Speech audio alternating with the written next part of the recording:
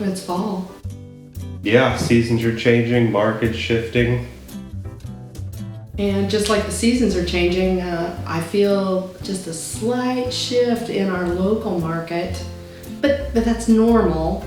Yeah, it tends to fluctuate, but I mean, we're seeing increased inventory compared to months past over this past year, which is encouraging. It's not guaranteed or anything that the trend will continue, but it's at least promising for a lot of buyers and sellers in this market.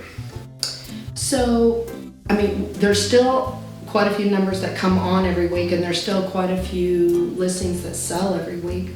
What if we maybe try to give our viewpoint on, let's talk about sellers and let's talk about buyers? What do you think? Yeah. I think that the public probably could As gain far a as, little bit more understanding. and as far as sellers, obviously it's still a great seller's market. The trend has continued that throughout the year. But you still have to do all of the correct things if you do want to sell your house in this market, which is curb appeal, systems being serviced or inspected, just doing basically a punch list of your house, putting yourselves in a future buyer's position. What would you like to see in this house as far as paying a certain list price? Last thing you're going to want is to go in and have to redo an HVAC system or tear off and redo a roof or... So you're saying, and I agree with you because I know you're going to say this, is that we feel like the sellers should really put themselves in the buyer's shoe when they're trying to get their house ready. Because it's like, are you willing to pay top dollar for your current house?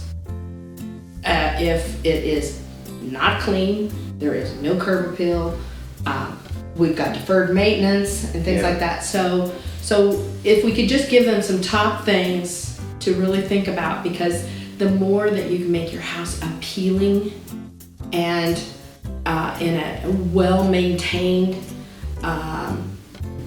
type of setting. Doesn't have to be cosmetically updated to match a new home, but just making sure that it is maintained, taken care of, and presentable to a buyer, because likely they're going to want to put their own touch on the house anyway. So if you can make sure that kind of the backbone of the structure itself is solid, you should be able to get what you need to and close successfully. So kind of before winter hits, if you were thinking about getting it on probably in December, January, or February, getting your house on the market, take the nice days, get some walkways power washed, get some mulch, get somebody over there to maybe trim the limbs off the house, blow the leaves, put some mulch down, paint that front door, get rid of debris, cobwebs, make it warm and inviting. So when somebody, I truly believe people want to love when they drive up to their house. So, if it needs a little touch-up paint, do it. So we've got the exterior covered. Now we've got them inside. What should they have done? I mean, to me, there's systems, and then there's the interior. What do you think on interior? Interior, it should be decluttered, cleaned, presentable. Maybe some personal items removed if it's kind of overbearing, just so the buyer can picture themselves in that place and not your stuff in their prospective house. I'm saying you can clean out your closets and fridge because they're gonna open the doors. Wipe off the shelves, put things away. The blinds and the light fixtures. A deep cleaning, paying somebody, if you can't do it yourself, to come in and do a deep cleaning is huge. It shows well maintained and loved. And it's okay to stack and pack to help this process out. The garage is a suitable space, people understand, as well as a storage room. So it's okay to stack and pack to declutter and make the place look excellent. What we would not suggest when we say smell good, no plugins. There's a common misconception that the little plug-ins that you plug in that smell good, that you're covering up a smell. Don't cover up a smell. Put something in the crock pot. Yeah. Have a candle going or something like that. Blow it out, obviously, before showings. And when you get to your showings on this, make sure that the lights are on, because we've got a lot of gray days. Sure. So it's part of putting your house in the best light. And if you are leaving for the day for work and you're going to have showings throughout the day, just to save on electricity, you could open up all the blinds. Yeah, that's another one. People like to close those. Mm-hmm. It comes across as very dark. Okay, systems. This is one that we are adamant about. Yeah, this is coming back to, if you're putting yourself in the buyer's shoes, you're going to want these things addressed prior to your purchase.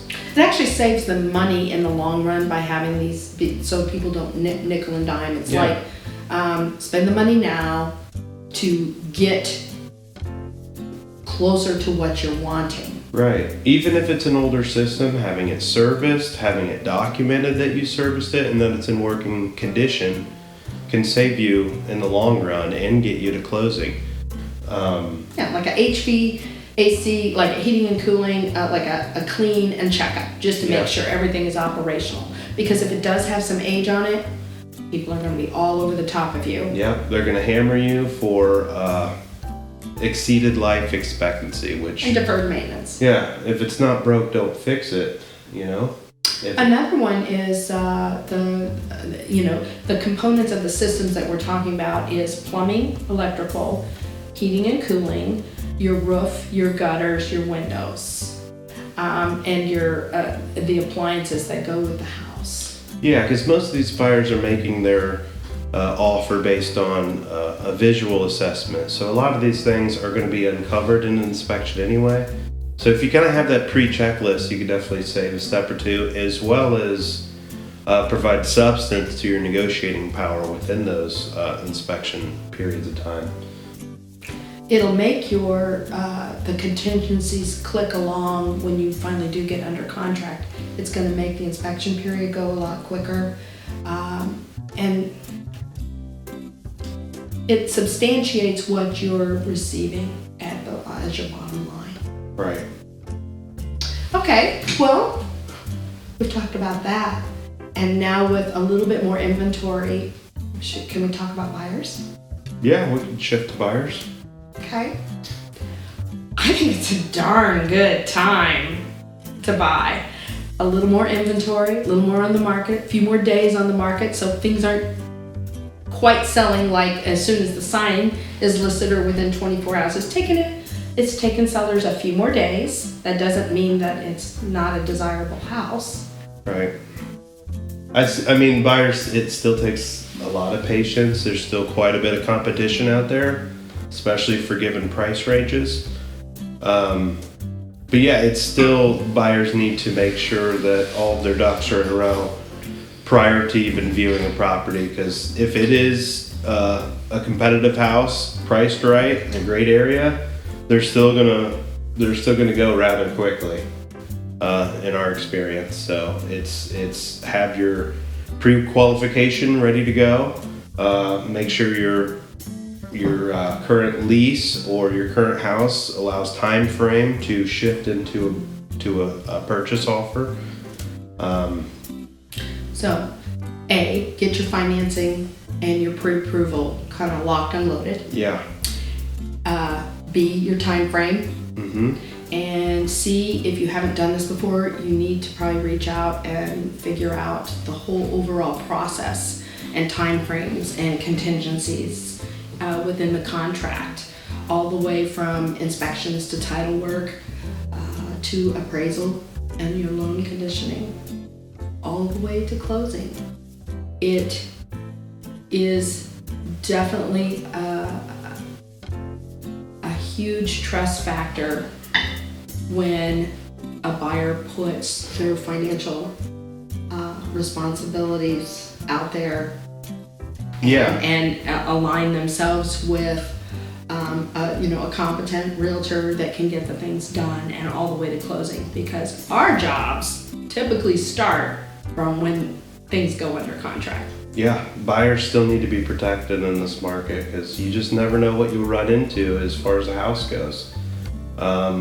Inspections can bring up the craziest of things and the most destructive of things. Right. So you really need to have an advocate working for you and protecting you and getting you through these contingencies safely, to best put you and your family in the financial position you want to be in. And the person that you end up working with can kind of help you with the search criteria, the timing, the showings, and things like that. A big part of this is your educational process and understanding most of all your contingencies and Within the what is contract, happening yeah. next, and when to pack, Mm-hmm. and when to call for utilities. Yeah. But overall, it's still a great time. In a normal real market, spring is always when everything kind of goes a little bit haywire and things Yeah. go pretty fast. But, for fall and early winter, I would say that if a buyer is not hopefully wanting as much competition out there, they probably need to start aligning their finances. Yeah, it could be a great time for a buyer to start looking. Or an investor. Right, So, yeah. absolutely. Just because of the increased inventory, things tend to slow down as far as houses just coming on and going. But it also allows, if they get in now, it allows them time to enjoy the process, have fun with it. Yeah. Because it should be, it's a big investment. If you have all your ducks in a row, it'll make it a lot easier, and it'll make it more fun, in my opinion.